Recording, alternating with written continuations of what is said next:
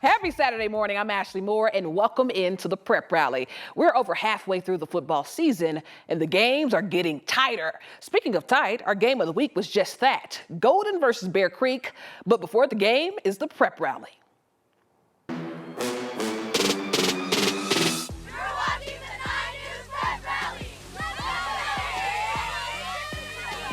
Right now, we're joined by the Golden Demons Marching Band, the very first marching band in Golden since 2004.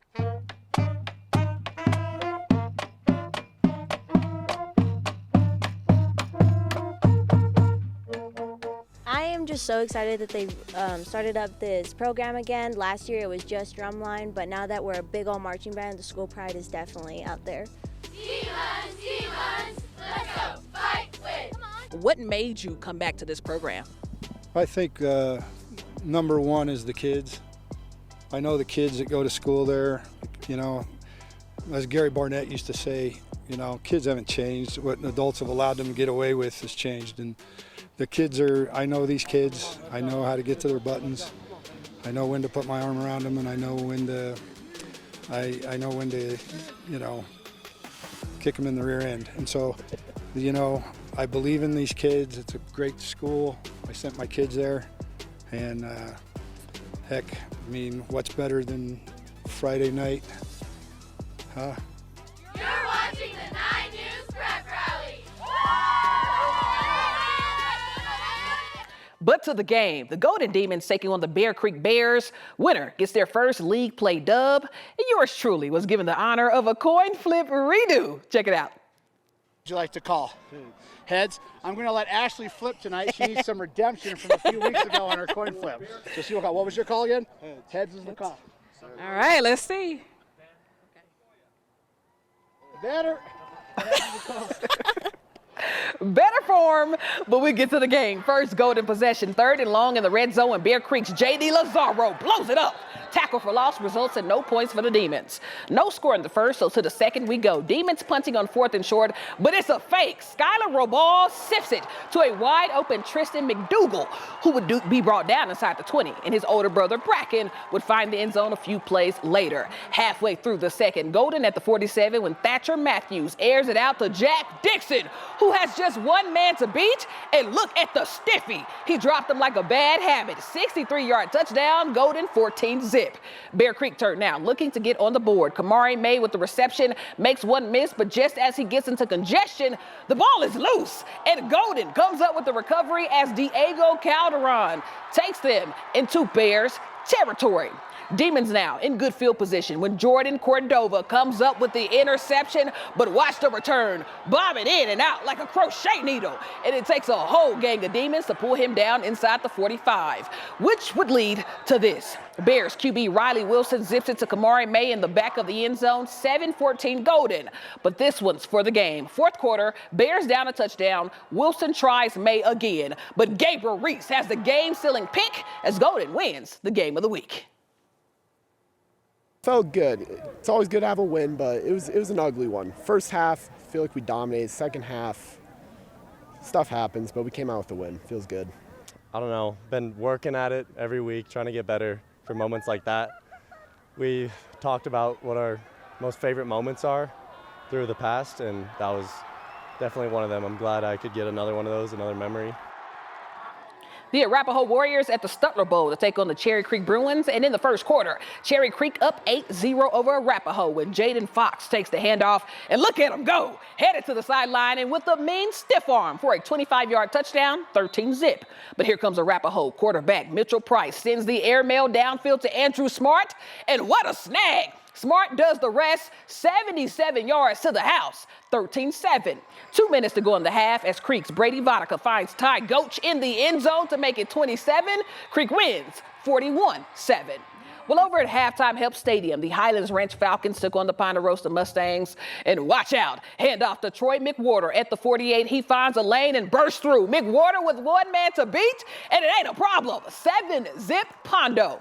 Highlands Ranch now looking to answer back as QB Crew Jarrett gets flushed out of the pocket, but watch him make a play at or no play, improvising and through triple coverage to Aiden Arnold. Ref calls him down at the 1. Start to the second quarter, but watch number 68 push the whole line in as Jarrett gets the keeper. Tie game at 7. Falcons would get it again, and this time Jarrett would find Jaden Puja in the end zone to take the lead 14-7. But watch Pondo's Coulter Espinoza fit it through an even tighter window to Derek Nadane. And then, just after, Diacopone Veazey would make it look easy as Pondo gets the 42-28 win. Well, over on the flag football field, the undefeated Mountain Vista Golden Eagles taking on the undefeated Chaparral Wolverines. Both teams sitting at a perfect 12-0, but someone has to lose. Chap ball first when freshman QB Zoe Fink gets it out to Sophia O'Donnell, and look at her go, reaching across the pylon for the touchdown. And then a few possessions later, Chap ball again. Fink spins and connects with Nicole Cook on the touchdown pass. The Wolverines will get out to a 20-point lead, but here comes Vista. Quarterback Ariana Akey goes deep and finds Serena Reeder in the end zone. Vista would then score 25 points in the second half to beat Chaparral 31-20. But please pay attention to Columbine's Eva Chapman in the circle and get ready to watch a rally on the prep rally. The Rebels took on Arvada West, but look at the dig from Chapman to keep the ball in play. A West hits it over, but Chapman this time dives for it, back over the net. And here she is again, doing it herself. And if I'm the Wildcats, I'd stop hitting to her, which is what happens next. Chapman gets a small break, no touches on this possession, but that's about the only touch she took off. Wildcats this time with the soft touch over the net, and Chapman does it again. My goodness, most locked in I've ever seen a back row player, and she's not even the libero. Rebels get a point, A West get the game, but what a sequence by Chapman. Now, if you came for a state championship golf, you have to wait for tomorrow morning as we kick off state championship Sundays. But one softball team to keep in mind as we head into the postseason are the Broomfield Eagles. 22-0 headed into their final game of the season against the #1 team in the state, the Cherokee Trail Cougars. And my favorite thing about softball is the fun both teams have on the field and in the dugout, as you see CT and Broomfield ready to get it in. Top of 1, Ireland Hare on the bump as she strikes out the batter to take us to the next half inning. So to the bottom of 1 we go. Broomfield's Avery Gines at bat. She hits it and is high and deep to center field. Is a pop fly. The runner at second tags up, gets to third, but watch the ball. It's overthrown as Kylie Wheaton heads home, sliding in for the first run of the game. 1-0 Broomfield. A few innings later, Eagles at bat, and this one's headed deep to left, but watch the catch by Delaney Falzon for the out. All right, so the Cougars looking to tie it up with Falzon at bat now. And it's a line drive to center field, but Jenny Kalpecki makes the play of her career, throwing it all the way home for the out. And you have to celebrate that one.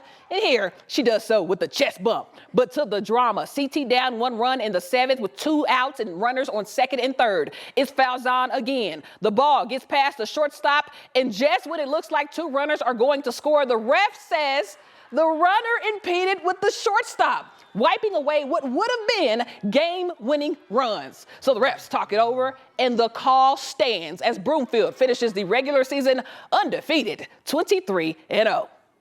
I think we were all kind of like expecting it, but we just wanted to stay humble.